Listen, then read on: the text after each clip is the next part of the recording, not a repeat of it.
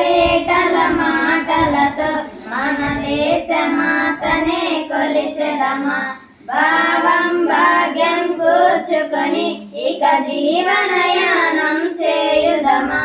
సాగర మేఘల చుట్టుకొని సురగంగ చీరగా మలచుకొని గీతాగానం పాడుకొని మన దేవికి ఇవ్వాలి హారతులు.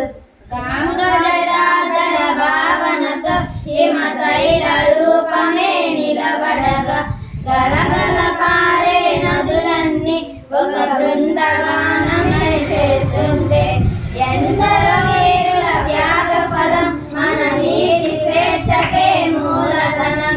వారందరినీ తలచుకొని మన మానస వీధిని నిలుపుకొని తేనెల తేటల మాటలతో మన దేశమాతనే కొలిచెదమా.